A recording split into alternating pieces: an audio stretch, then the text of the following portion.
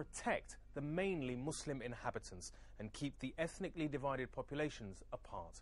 It didn't work out that way. In July 1995, Bosnian Serb troops were set to overrun the town. The Muslim men who had been defending Srebrenica tried to escape, but they were rounded up and massacred. 8,000 were killed.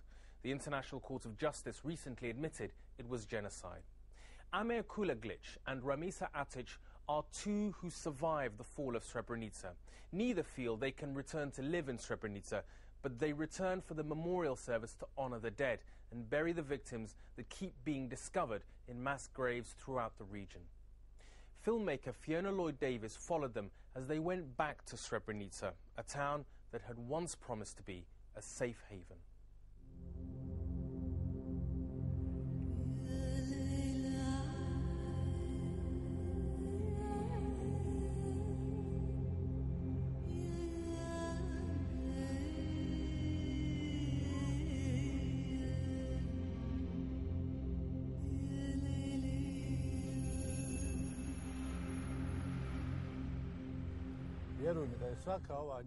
Believe me, all those fields up there are soaked with blood.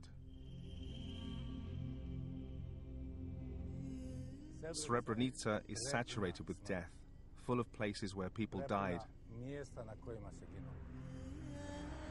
Amir Kulaglic is bringing his family back to his birthplace, Srebrenica.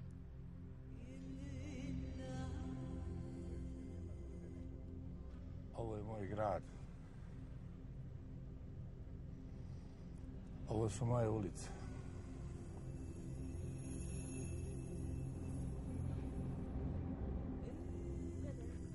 Još malo pa ćete vidjeti mjesto gdje je babo radio prije rata, znaš. Srebrenica je lijepa bila, sine, znaš. Before the war, Amir Kulaglic was a Muslim living alongside his Orthodox Serb and Catholic Croat neighbours.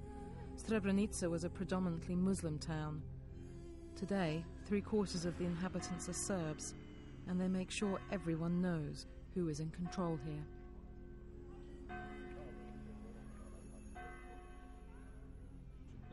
Amir, his wife Yasmina and 2 children don't live here anymore.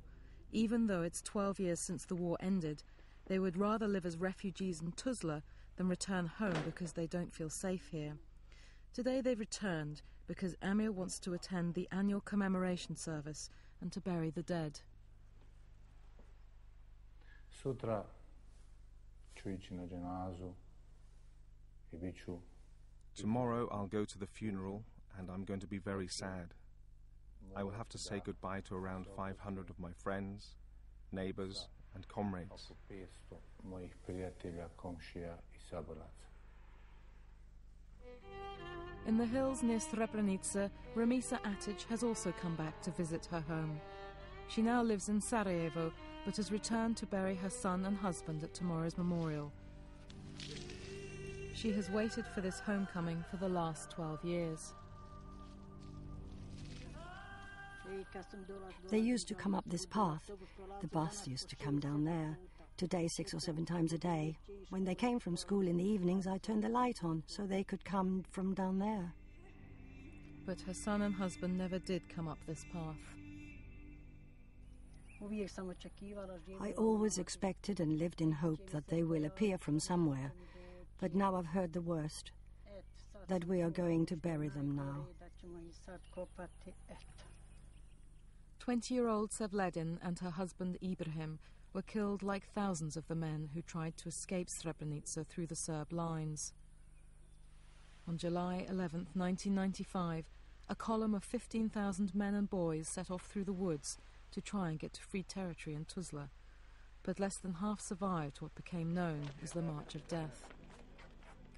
Every year, thousands of people come to retrace their steps. Amir is with them. He was there in 1995. The situation was really so horrible that sometimes your mind stops. A shell would land and people would be cut down, maimed, arms on one side, legs on the other, head. But you couldn't leave the people who were likely wounded. We had to carry them. he has found a comrade who was with him on the original March of Death.